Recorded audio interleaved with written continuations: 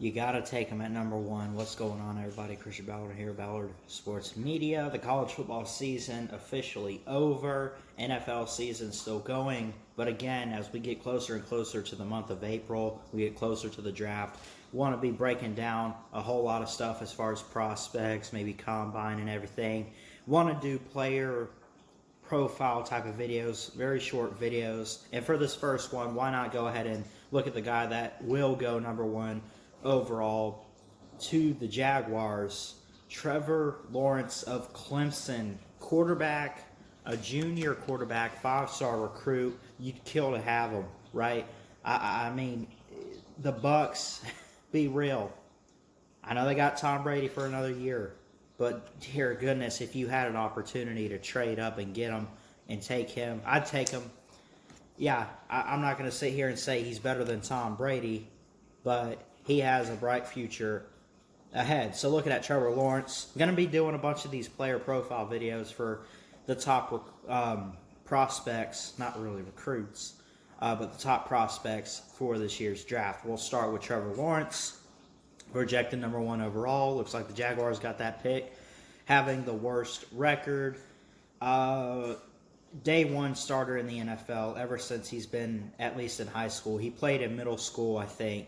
I've read that he, Cartersville, Georgia, Cartersville High School, played football and basketball growing up, and he passed for thousands and thousands of yards as a high school prospect. Everyone had their eye on him, or so we thought, right? I mean, we heard a little bit about him, but one guy named Dabo Sweeney kept his eye on Trevor Lawrence and said, you know what?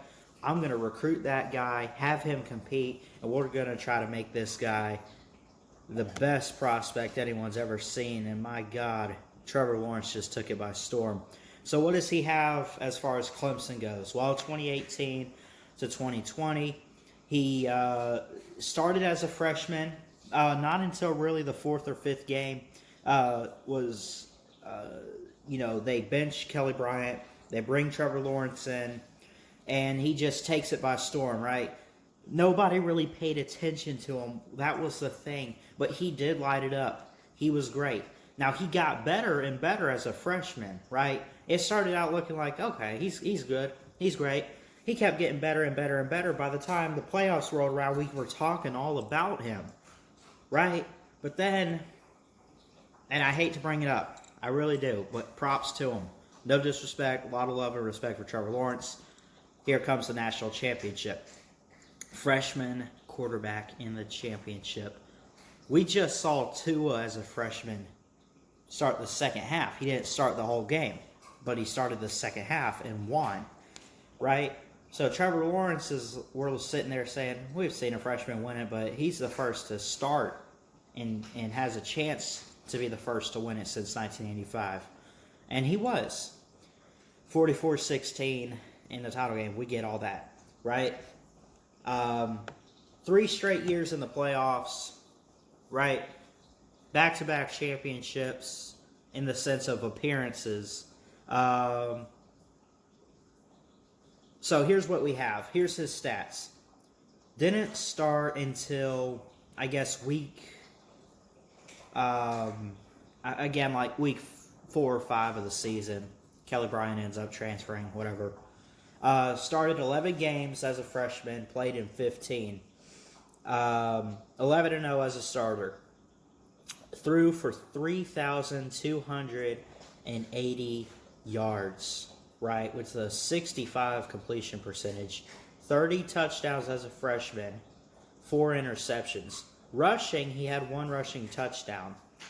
60 attempts he tried to rush for 177 yards. Which he's a heck of a runner too. That's what's scary about Trevor Lawrence. He's not dual threat. He's pro style, but he can get you with his legs. The next year, last season, not this past one we just came off of, but the year before, started all 15 games, 14-1 record, only lost to Joe Burrow and LSU. We know all about that, right? Yards passing, a little bit more. Stats-wise, better, except for interceptions, right? He was throwing some interceptions, not looking like himself to start the season last year. And we're like, what's wrong with him? Then eventually he gets it turned around and everything. He rushed 103 times, 563 yards rushing, 9 rushing touchdowns for Trevor Lawrence, 8 interceptions. Compare that to 4 in his freshman year. 36 touchdowns, that's better. 3,665 yards passing, and a 65.8 completion percentage. All right, so we get all that. He was 268 for 407 passing that year. A little less in 2020. But then again, let's say it had been a normal year. Maybe it would have been a lot better. More games to be played for Clemson, just for college football in general, right? He played in 10 games, started 10 games, 9-1 record as a starter. Which actually, I don't think this is accurate because I think he did miss. I believe he did miss the Notre Dame game because of COVID issues, and I think DJ had to come in. But either way, let's see, 231 yards, 231 completion for.